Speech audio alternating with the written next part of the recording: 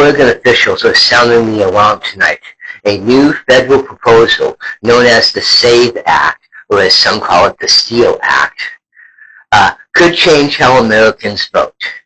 And a press conference in North Portland, top leaders warned it may impact thousands of voters. The concern? Stricter ID rules and potential limits on mail-in voting. In the states built around vote by mail, this isn't just policy, it's a major shift. Senator Jeff Merkley stood alongside other Oregon Democrats, calling the proposal a direct threat to voter access. They argue that many eligible voters, especially those without updated identification, could face new barriers. Oregon's system has long prioritized convenience and participation. So when leaders say this could disenfranchise voters, it raises a serious question: who gets left out?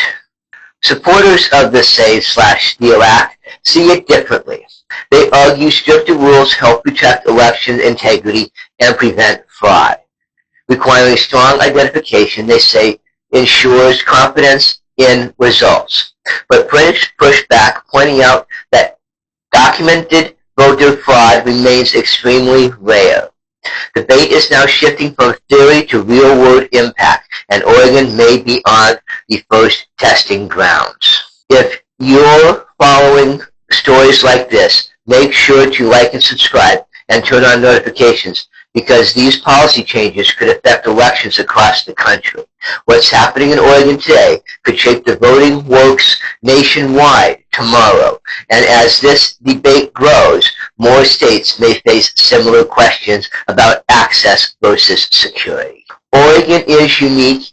It was one of the first states to fully adopt mail-in voting, with ballots sent directly to voters' homes. That system has consistently delivered high turnouts. So when federal policy threatens to alter that model, the stakes become much higher, not just politically, but structurally. At the North Portland event, speakers emphasized the real-world consequences. They highlighted communities that may be disproportionately affected: rural voters, elderly residents, and those without easy access to updated IDs. These aren't hypothetical concerns. For many, even small administrative hurdles can mean voting not at all. But the national conversation is broader. Across the U.S., lawmakers are debating how to balance election security with accessibility. The SAVE/STEAL Act has become a focal point in that larger debate. And depending on how it's implemented, it could either standardize voting rules or create new friction points in the states like Oregon. Another key question is enforcement. How would these rules be applied? Would states be required to overhaul their systems? And how quickly could these changes happen? Election infrastructure isn't something that shifts overnight. Any major change carries logistical risks and potential confusion for voters. For now, the SAVE/STEAL Act remains a proposal, but the reaction in Oregon shows how seriously it's being taken.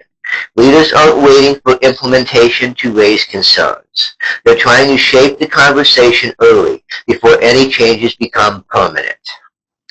So what happens next? That depends on Congress and on public response. Will stricter rules strengthen trust? Or limit participation? Oregon may offer the first glimpse of that answer. And as this debate continues, one thing is clear: how we vote is becoming just as contested as who we vote for. And with that, I'm Scott. This is 2028, and we'll see you next time.